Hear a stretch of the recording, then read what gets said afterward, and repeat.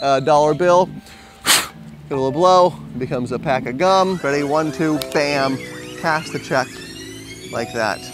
Moin liebe Tricks und willkommen zu diesem neuen Video. Ich bin hier heute in der Hauptstadt von Österreich in Wien. Das haben aber auch einige von euch in meinem letzten Livestream schon gesehen. Ich werde hier heute jemand ganz Besonderes treffen. Ich treffe Weltstar-Zauberer TRENT. TRENT ist gerade in Österreich. Er produziert gerade eine Serie, bei der er auf Tour ist. Ich habe von RedbullTV die Möglichkeit bekommen, Dankeschön dafür, ihn zu interviewen und ein bisschen mit ihm abzuhängen. Und das Ergebnis davon, das seht ihr jetzt im Folgenden. Ich wünsche euch ganz viel Spaß dabei. Let's go! So, I brought TRENT with me. You might have seen some videos of him performing already. Adam, I think the German viewers out there could be interested in what's your show about? Like, you're on tour right now, right? Yes. What's all that about? So my brand new TV series, The Road Trick, is on RedbullTV, and basically what it is it's different from most magic specials in the sense that it's about what happens after the magic trick happens. So most magic specials like David Blaine and whatnot that we've seen, you know, magician walks up, shows him a trick, big reaction, and then we kind of move on. Whereas this is really about, you know, going up doing magic for people and then what happens after that. You know, if a lot of your viewers are magicians, obviously, you know, like when you do magic for people, it gets this great reaction and it kind of is a great icebreaker for people. And what the road trick is all about is, you know, can I use that reaction to create amazing moments? So I went around Europe with a backpack full of magic tricks. I did magic for complete strangers, and every time I would meet someone, I would, you know, do a magic for them, and then I'd say, hey, can you show me something that's really special in this town that you don't normally show tourists? And magic would be kind of the convincer that would let me, that would let them show me that. So amazing things happen. I magicked my way onto a yacht party in Monte Carlo.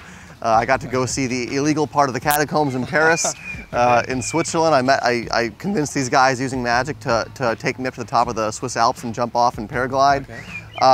In Africa, I convinced a shaman to bring me out and show me the kind of magic they do out there, which is very different than what we do. It's like, you know, it's a whole thing where they cut up dead animals and do a whole ceremony. Yeah. So basically, you know, amazing experiences happen as a result of just doing magic for strangers, and that's what the series The Road Trick's all about. Yeah, that sounds really amazing. All the info on that, if you want to inform yourself as well, just check out the video description below.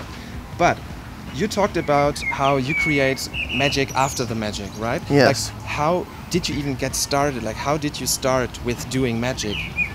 Well, so I started when I was 9 years old. I got a book on magic, like most kids do, and this was before the internet and everything. So I didn't have YouTube videos and everything to watch.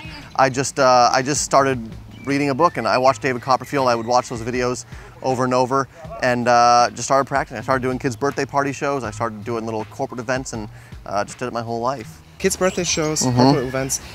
How do you get that leap, like from being a beginner magician and performing for birthdays to performing on international stages? And like, can you give a piece of advice to very young viewers? It was really all just gradual. It was, you know, I did so many birthday parties that all of a sudden I had no more time to do birthday party shows, and then out of that I got my first corporate event, and I did so many corporate events that I had no more time to do corporate events. So then I rented out a small theater. It was a 60-seat theater, and I did it and nobody showed up, and I did it the next year, and then 10 people showed up. The next year, 30 people showed up. The next year, 60 people showed up, and then I needed to rent a 100-seat theater the next year. And you know, it's just everything was just very, very gradual. There was never really a big moment in my career that everything changed. Okay. And same thing with television. You know, after doing it for 15 years, I got my first TV appearance, and it was just 1 minute long on the Disney Channel. And after that, the next year I got 2 things, and the next year I got 4 things, and you know, so everything was just very, very gradual. But there was never any moment that really changed my life. When I first started magic, there weren't these shows like, you know, America's Got Talent or anything like that where you could go on and get a big break. There was nothing like that. So I kind of did it the old-fashioned way, where I just did the work. So your advice would be like, stay patient and work step by step on your goal, like of becoming bigger and bigger. Stay patient and perform as much as possible, yeah. Okay, nice, cool. And shake as many hands as possible, right? Shake as many hands as possible, that's right. Meeting new people and stuff, right? That's right. Another question, like you're talking about how you didn't have the opportunity to watch videos on YouTube and learn beginner stuff on there and then take the leap, like buying books and DVDs and learn from that. What's your opinion, like what's your view on people exposing magic in that way on YouTube? Like, do you feel, especially keeping in mind the aspect, do you feel like people doing tutorials on YouTube, do you feel damaged in your shows? Like, do you feel like you can't perform a trick anymore because someone else revealed it already? In my live shows, I don't worry about it as much, but I have noticed when there's certain tricks that I perform on video or whatnot, I do notice in the comments there's a lot more people that know how these things work than should. Now, you know, obviously there's certain basic tricks that, like, you know, anyone can learn anywhere, and you know, those things I think are fine to expose. You know, I think when people, you know, a lot of my friends are creators of magic and whatnot, and when they create something, and, you know, like when they create an effect and they're selling the effect and someone just posts a secret online, it obviously takes money out of their pocket, and that stuff I think is damaging and not right. But I'm no expert on the whole situation. I think that, you know, the more interest that people show in magic is a positive thing, and as long as it's done in an ethical way, then it's fine. It's like that's exactly what I try to give my people on the way as well. Like, tell them, of course I expose the secret to you, but it's just a simple secret. Use that in your own way. Like, put a variation in it. Create with this basic. Like, you build the ground, but people should always build their own house on that ground, right? Like, yeah. I mean, you know, like, you learn a principle of magic, and then you try to make something that's unique to you about it, and you try to perform it in your own special way. You know, I think that, you know, as long as the principles of magic are not, like I said, you know, someone's specific invention, and you're taking money out of someone's pocket with it, then yeah, you know, I think that, I mean, look, you know, magic is obviously becoming more and more accessible for people to learn, and the more people that get interested in magic, that's a good thing, you know. But I think what we want to avoid is people who just who have a 10-minute curiosity in it, going to the internet and figuring out, you know, really good tricks that took years and years of someone to develop. Of course. Yeah. Years and years to develop. Do you have like one favorite trick of your own? Like, what's your favorite trick of your own, and how long did you have to practice to become a master in that trick? Yeah, so I do this thing in my show right now that uses these large LED walls where I kind of dance and interact with the LED walls. That took, you know, probably 10 years to create. The first version of it was just bed sheets and a projector that I did in my living room, and started doing pipes and drape and just little bed sheets and projectors for years and years and years, and finally I had it reanimated and had it choreographed and put music to it and had music composed for it. And so things like that, you know, obviously take a long time, because it's more than just a trick, it's more of a theatrical presentation.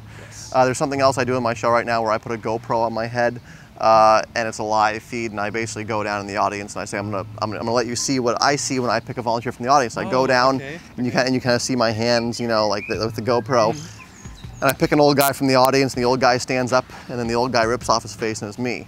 Right. So awesome. You know, so things like that are kind of quirky and you know, maybe use technology or things like that. You know, I really enjoy things like that. So you have a modern approach, like involving the people more in your tricks, and using technology and using magic as a performance art, right? Like, yeah, I mean, you know, I'm not the best magician by any means. I'm far from the best magician. But what I take pride in is really trying to take a bit and make it really fun and make it entertaining and combine music and comedy with it. And that's really, you know, what I think one of my strong points is that, you know, there's plenty of people who do better sleight of hand than me. Plenty of people. But, you know, I try to make things really fun and entertaining, and I find that's, you know, more important. Yes, and that's also, in my point of view, like, that's what magic should be about, like entertaining people and just making them smile and be amazed. And how did you do that? Like, I think that's way more valuable than being the best in all that, right? Totally. One last question to you: do you want to show our German viewers a little magic trick? German viewers, do you want to see a trick? I think that was a yes, yeah. Yeah. Wow, they're going nuts out there. Yes. I'll show you guys something really simple, okay? This is a fun, basic, simple trick. I'm gonna scoot in a little bit. Can I scoot in? Is that okay? Yeah, I think it's fine. I can see we're looking good? Fine. Okay, ready? Check, I'm gonna cast the check. Ready? 1, 2, bam. Cast the check like that. Here's one for you, ready? Yeah. Basic trick, ready? Dollar bill. Get a little blow, becomes a pack of gum. We still have a dollar.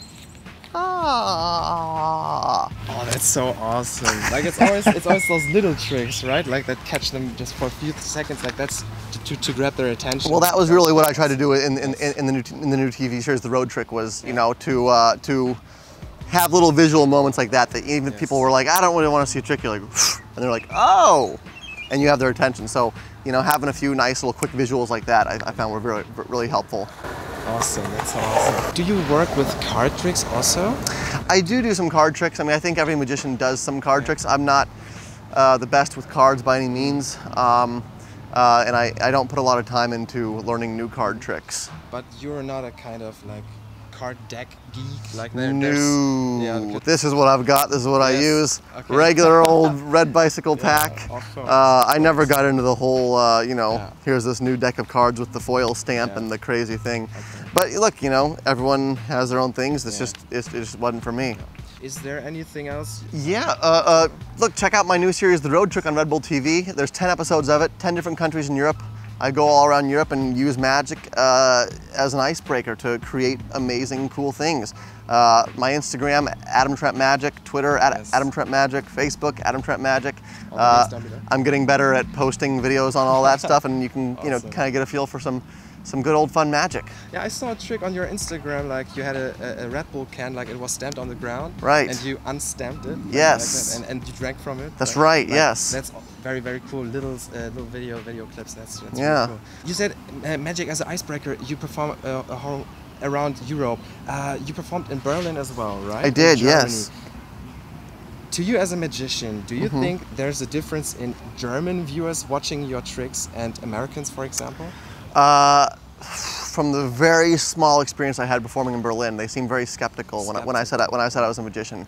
When I first was like, "Hey, I want to see a magic trick," they were like, you know. But that, once again, that was based on a very small sample, so I could be totally wrong. I probably performed for 100 people in each country. You're not all too wrong about Okay. it. I think that's kind of a German thing to be like, wait a second. Right. What did you do there, right? So I think it's really funny to see you out there.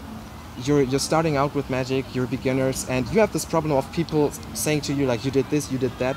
You see a professional magician here, he's dealing with the same stuff as well. So just gotta power right through it. Yes. Power right through. Awesome, cool. No shame. Yes, Adam, thank you very much for this interview. Cool. I really love talking Thanks, to you. man. Cheers. Das war mein kleines Interview mit Adam Trent. Ich hoffe, euch hat das Ganze gefallen. Wenn ihr so ist, lasst es mich doch gerne mit einem Daumen nach oben wissen. Wie gesagt, alle Infos zu seiner Show und so weiter in der Videobeschreibung. Danke nochmal an RedbullTV, dass ihr mir diese Möglichkeit gegeben habt, dass ich hier nach Wien zu Adam Trent fahren durfte und ihn treffen durfte. Danke dafür. Ansonsten verlinke ich euch meinen letzten Zaubertrick und Links von mir. Und unten rechts von mir gibt es sonst für euch meinen letzten Vlog. Auf der Seite könnt ihr mich abonnieren. Auf der Seite stehen meine Social Media. Danke, dass ihr heute mit dabei wart und tschüss. Und Dankeschön. Klappe zu Ende. Ja, das kommt eh nach der Endcard.